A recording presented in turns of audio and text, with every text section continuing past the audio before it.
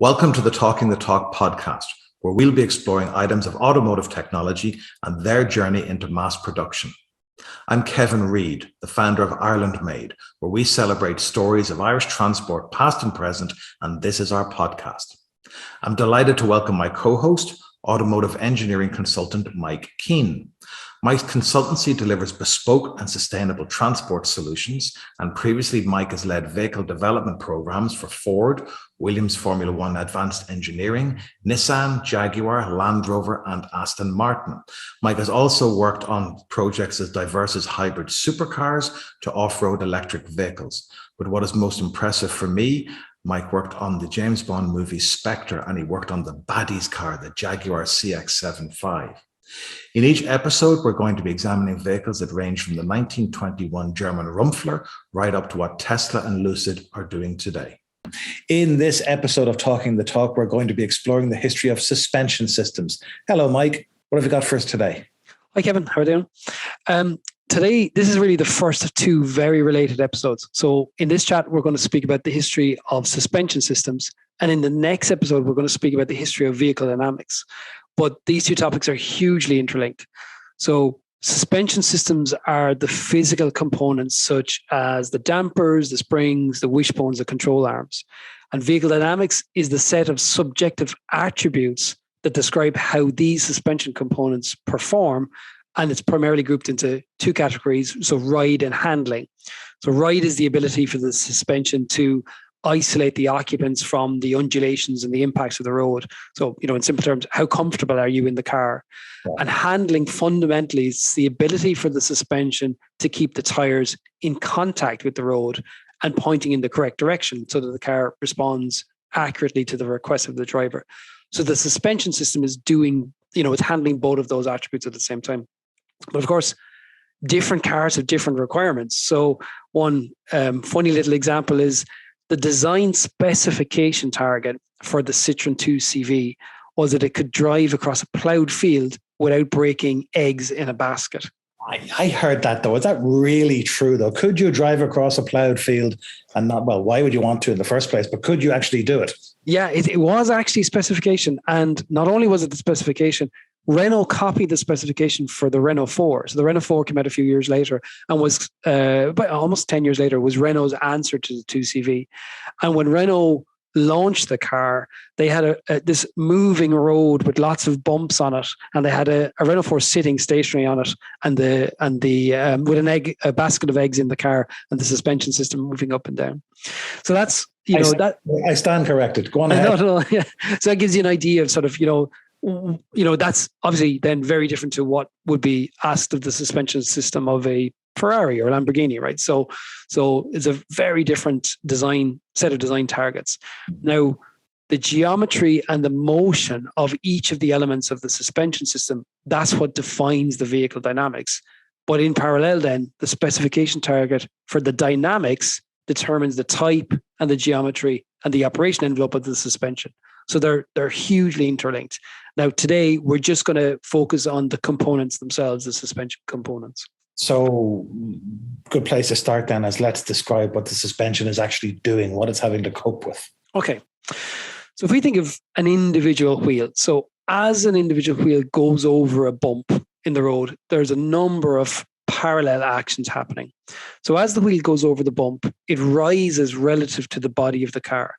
Now it's connected to the car via spring. So that spring must compress at a rate which allows the wheel to rise up, but it must do without transferring that force, the force of the bump, into the vehicle body. So, you don't want to get that ba-dum effect, right? Yeah. And at the same time, as the wheel passes the bump, the spring must be able to force the wheel back down so the tire maintains grip of the road. So that's for a single bump. And now in a single bump, the damper is also in operation. So the job of the damper is to allow the spring to compress and to extend, but then to limit the spring motion afterwards so you don't get this continual bouncing effect. And of course, all of this happened very rapidly. I've described it quite slowly, but it's happening very rapidly, and it's happening repeatedly, and it's happening at different rates. So, not all bumps are the same. And of course, all four wheels are operating simultaneously, but dealing with different inputs. So the chassis and the suspension system must be able to operate as a whole without creating unwanted reactions, like jolts or noises, and in a manner that the driver can control the car. So the geometry of the suspension controls the amount and the trajectory of the suspension movement within the car. Wow, there's a hell of a lot of things going on there. So you've talked about trajectory. What do you mean by that term? Yeah, so this is a key point, right? So the wheel is moving relative to the car, but it's not just rising and falling in a straight line. The wheel and the upright that it's connected to, they're connected to the vehicle chassis through various sort of beams or arms, which are jointed and hinged. And if you imagine that the wheel was connected by a single arm to the vehicle, it would pivot in an arc, to be like a pendulum pivoting in an arc. And that would cause the wheel to lean in or out. Now, the leaning motion, so the leaning motion is called the camber change of the wheel.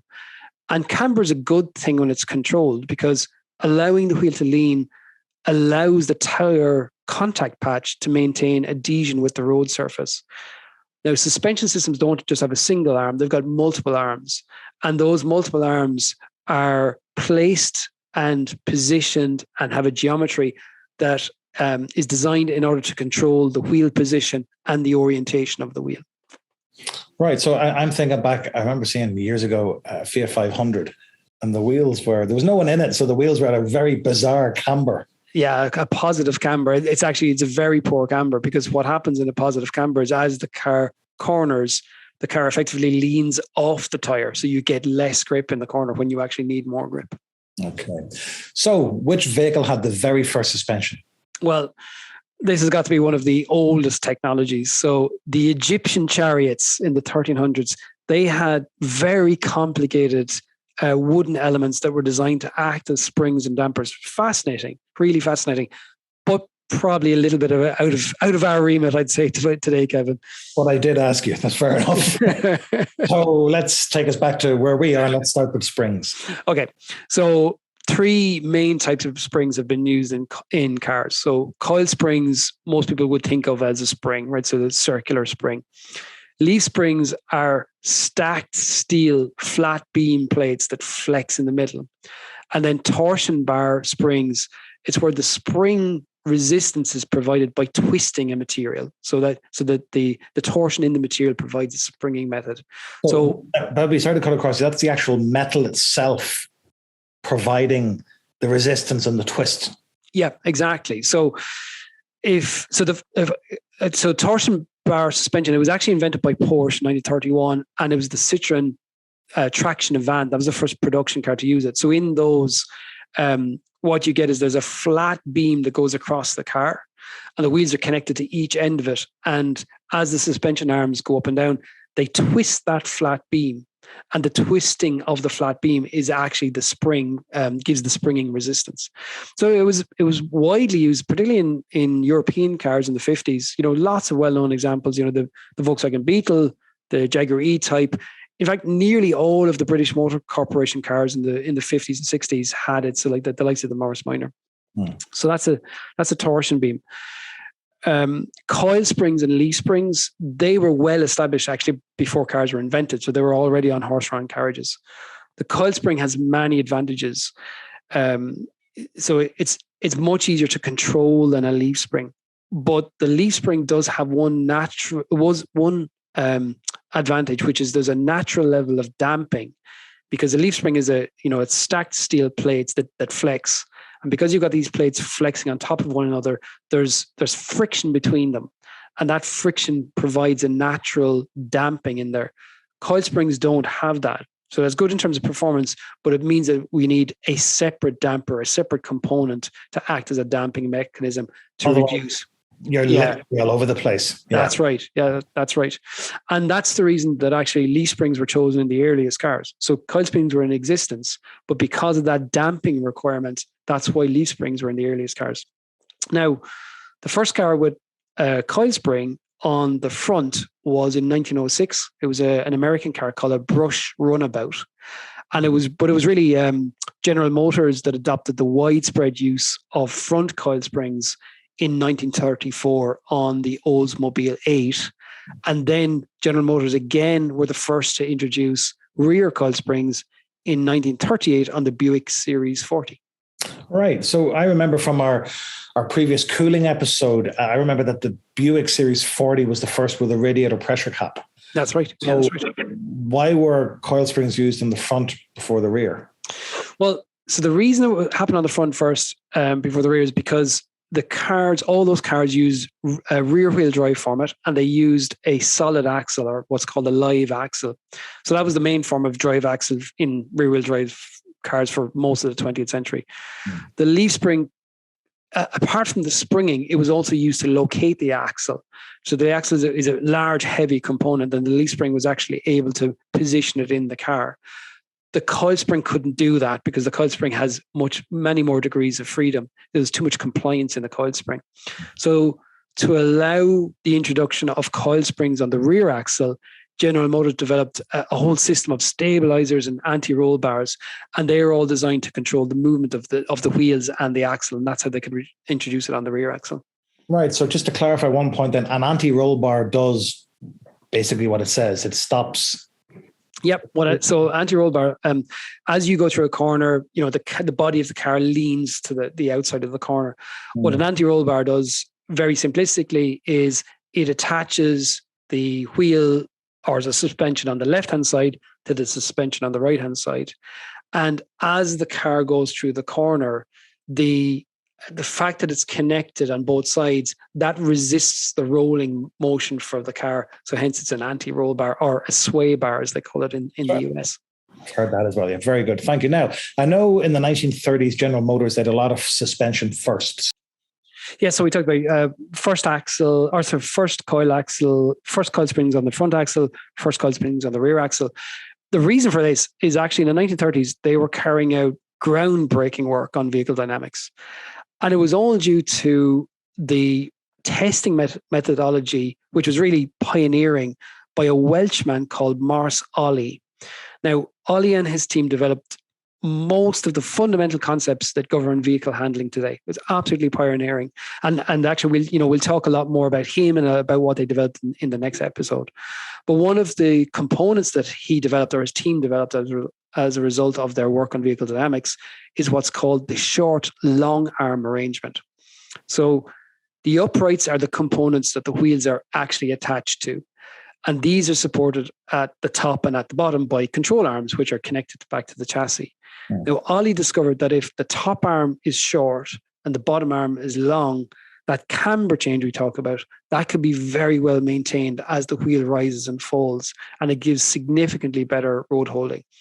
And every single car today will have some variation of that short, long arm suspension arrangement.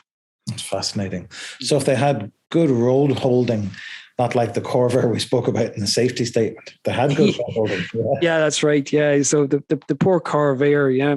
So we talked about it in the safety episode. The Corvair had what's called a swing axle. So this actually, it's the system that's most similar to, a moment ago I talked about if you had a single arm, it would swing like a pendulum. So a swing axle is the closest to that system. So as the wheel rises and falls, the wheel leans in and out. The roll center, then it's a virtual point that the car rolls around when it leans through the corner. And its position, it's determined by the suspension geometry.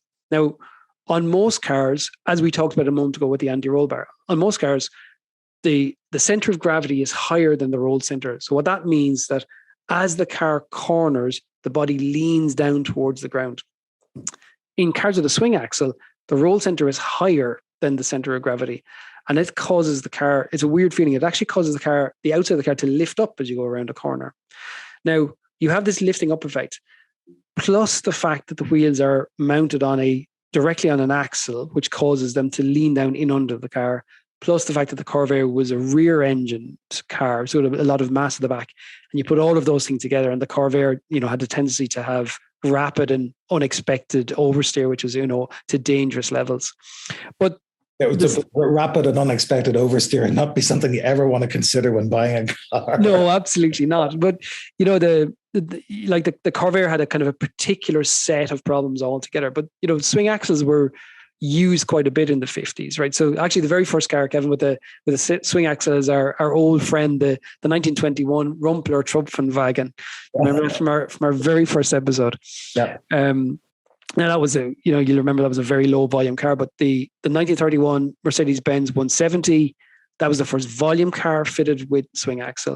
And like I said, it was used on many cars in the 50s. So the Beetle that had a swing axle, the 300 SL, the Gullwing that had an axle. We talked about the Gullwing in the chassis, in the body systems conversation. The Triumph Hurl and the Spitfire in Britain, the Renault Dauphine, they all had swing axles. And in fact, Mercedes retained the swing axle right up until 72 on the 280 and the 300 SEL. And then because these cars, they were designed with low roll centers, and they were fitted with an extra lateral coil spring, so another spring going across the car. And then they also had a stabilizer bar called a Z bar to stop that body lifting. Funny enough, that Z bar, it's an anti-roll bar that does the opposite effect. So in an anti-roll bar, in most cars, the anti-roll bar stops the car from lifting. In a car with a swing axle, it promotes lifting to try to compensate. So, yeah. Balance it out. Yeah. So with all of that going on, what are the advantages of a swing axle? The main advantage of the swing axle is it removed the need for that heavy, solid axle. So we talked a moment ago about the live axle. They were very heavy components. So the swing axle allowed the components, the component engineers to remove that solid axle. So the differential could now be mounted directly to the chassis rather than supported by the suspension. And that allowed for lighter suspension systems. And it reduced the amount of wasted package space, because as you imagine, as the axle is moving up and down, you need to actually allow space under the car for that to happen. So it reduced all of that wasted package space as well. All right. So independent rear suspension is better than solid axle. In general, it is, because you can control the wheels independently. Yeah. So in a live axle, the left-hand wheel is connected to the right-hand wheel. So anything that happens on the left-hand wheel, the right-hand wheel actually experiences some of it.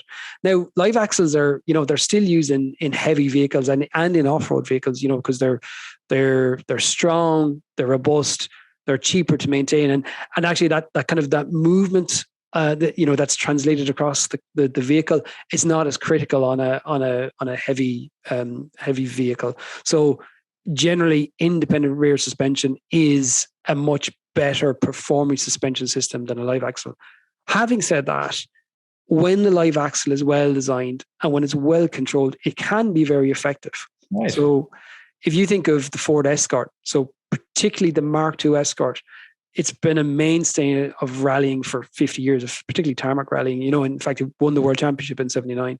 And in the US, the muscle cars of the 60s and 70s, like the likes of the Chevrolet Camaro, they all had live axles. Yeah, and we're famous for having live axles. Absolutely. Yeah. So what other common suspension systems were in place then? Okay, so next thing we can talk about are the trailing arm and the semi-trailing arm. So again, very extensively used, still used today, in fact, predominantly on the rear axle. So both of these used a jointed beam arm, it's mounted to the car ahead of the wheel. And then sort of, from the side view, if you were to look in at it, as that arm passes over a bump, the arm pivots as the wheel rises and falls. So the wheel is following it. So hence that term trailing. Yeah. So a trailing arm pivots longitudinally in line with the car. A semi-trailing arm, then it's a variation on that. So it still has that trailing effect, but it uses a triangular arm with two pivot points. And they're not falling directly in line with the car. They're sort of at an angle to the center of the car. Both systems are very effective at locating the wheel movement, and they can be arranged so that they limit the amount of package space, which is important in the rear. And then usefully, they can be used with independent suspension or with live axle, or with swinging axle, or with torsion beam suspensions. So you know they're very versatile.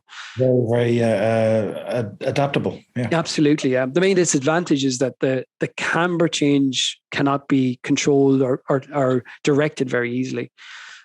First car with a rear trailing arm was in 1922. It was a Lancia Aurelia, but it's still quite common today for cars, particularly small cars, to have a McPherson strut front suspension and a torsion beam semi-trailing arm suspension at the rear. So two brand new terms there you've introduced: McPherson strut and torsion beam. Right. So if we stay at the rear, the torsion beam, it's an open section steel beam that connects across the car between the trailing arms. So as the trailing arms move relative to each other, as the wheels go up and down, that torsion beam is twisted. So that twisting motion provides a resistance to the trailing arm, and it acts to stop the vehicle rolling through the corners. So it's a very similar principle to the torsion bar suspension we talked about a moment ago on the Volkswagen Beetle. Each wheel still has a damper and still has a coil spring, but in some lighter cars, actually, the torsion beam can replace that coil spring entirely. And the first car to use that can that only work on a lighter car, though? You can take away the coil spring on a lighter car because actually there isn't that much mass. So you can just rely on that twist in the beam. Heavier cars tend to need extra support, so you still need that coil spring retained. Yeah. If there's more mass. Yeah, gotcha. Sorry. No, that's fine. Yeah. And so that was first used on the Audi 50 in 1974, or, a car that is much more commonly known as the Volkswagen Polo. Yeah. And the arrangement, it was common right up until the 1990s when multi-link suspension started to replace it. Okay, then. So that takes us to what then about the McPherson strut? Is that the right way to pronounce it? McPherson, actually, yeah. McPherson strut. So I mentioned already that the wheel upright is connected at the top and at the bottom by the control arms, and you can have that short arm on the top, long arm on the bottom. So the McPherson strut removes the top arm entirely, and it connects the upright directly to the car, to the body of the car through the damper. So this idea was first trialed in 1946 by Chevrolet on a prototype called the Cadet. And it was invented by their chief engineer, a guy called Earl McPherson. But the project was cancelled, so Chevrolet never used it. And in fact, he was so put out by the project being cancelled that he jumped ship and he moved forward in the US. And in 1954, the Consul from Ford of Britain, that was the first car in production to use a McPherson strut. Yeah. Now, the strut gives a significant manufacturing advantages. So because that top control arm is removed, the strut allows, there's more package space in the front engine bay because you don't have that horizontal arm sticking into the engine bay. It can be used on the front wheels because the damper acts as the rotational axis for the front wheels to steer around. Mm-hmm. And it removes some of the camber control elements, but it's offset by its manufacturing advantages. So in effect, it's still a version of that short arm, long arm suspension setup. And it's today, it's completely ubiquitous on front suspension of modern cars, particularly for smaller cars. And then multi-link and double wishbone is also used, but far less commonly on the front suspension. Right. So two more new terms: link and double wishbone. Let's go with double wishbone first. Okay. So earlier on, we talked about the upright being connected to multiple arms. Yeah. So these control the wheel position and the trajectory of the wheel. So they do that by connecting the wheel to the car at multiple locations. So in effect, the more locations the wheel can be connected to, the greater level of control.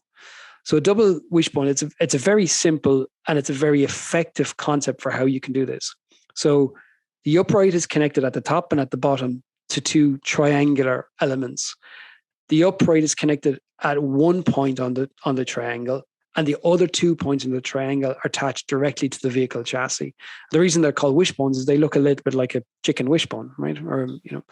So the wheel is connected because you've got the two inner points on the wishbone at the top and at the bottom.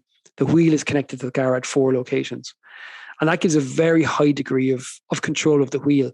And it's it's easily adjustable for setting up, and it can be designed so that the wheel orientation can be modified as the wheel rises and falls. So you get a lot of dynamic control as well. Right. First car to use it was the 1934 Citroën Traction Avant. We've come across that car so often with so many firsts. Double wishbone, it's still used extensively in motorsport and indeed in high performance cars or sports cars. Some of the best handling cars ever, the likes of the Mazda MX-5, that has double wishbone suspension all around. And would it be somewhat still popular because it's adjustable? Is that not just its handling characteristics, but the fact you can adjust it? Yeah, exactly. So you can adjust it for setting up, which means in motorsport you can set up the car for different tracks. So it makes that adjustability is very important to the engineer in motorsport. Okay, so take us through multi-link. What's multi-link? Okay, so the multi-link suspension basically takes that concept of the double wishbone and it just takes it a step further.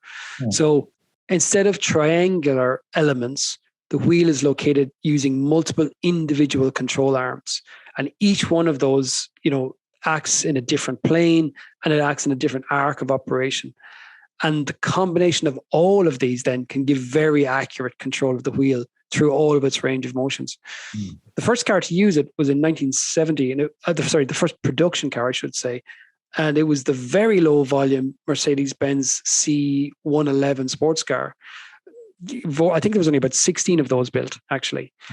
But it was 12 years later, 1982, Mercedes then used it on the 190. And that's the first volume production car. So it's a complex set of geometric and dynamic articulation. And it's only really with the advent of sort of computer-aided design that it started to become extensively used. And really multi-link is, it's used in some format on most cars today. Right. And can I just explore one little thing there? You talked there about giving combination, give accurate control of the wheel, but you're talking about also having a lot of different arms, a lot of different, is that something that's a lot of components? Yeah. So there's lots of individual components. If you think of the double wishbone, I'd say that, it looks a little bit like a wishbone in like a chicken wishbone, right? Yeah. So it's a triangular element. If you break up the sides of that triangle and you make them individual arms, you can then put them in different places. You can separate their location. And that's what I mean. You've got multiple arms coming in to meet the upright. Okay. Excellent, Mike. Thank you so much for today. We've now explored the history of suspension systems, and up to now, I just thought wheels just went around. Now I know they go in every direction. So thank you very much, everyone. Please join us for episode 12, and we're going to explore the history of vehicle dynamics. See you then. Thank you. Thank you for joining us today on the Talking the Talk podcast. My thanks to Mike Keane, and you can check out his consultancy on mikekeane.ie. Then check out irelandmade.ie to view our back catalogue of videos celebrating stories of Irish transport, past and present. We look forward to welcoming you onto our next episode where we further explore the origins of automotive technology. You can find us on YouTube or Spotify or wherever you get your podcasts. Please subscribe and tell your friends. Bye for now.